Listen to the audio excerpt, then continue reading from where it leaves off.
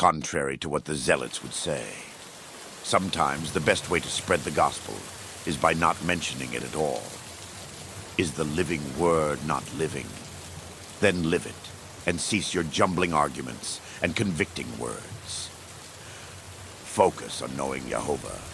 Through Yeshua's teachings, remember mercy, and God will use you well for the good of others. A soul is not simply a number to be saved or added to a chart.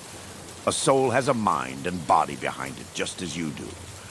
Their hairs are counted just the same as yours, and their salvation will be the same as yours when the resurrection comes.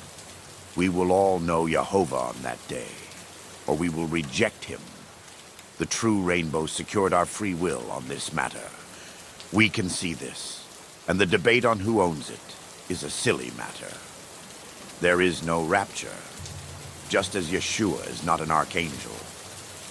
No, pulling up to heaven, to come as heaven was not made for humanity.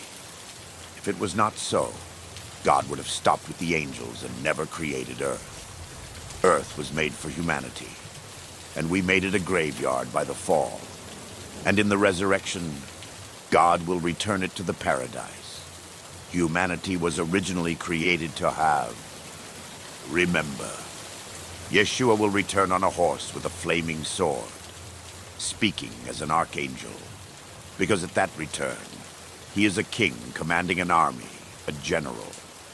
And once the battle ends, he will lay down his sword and take up his crown of rulership over the earth.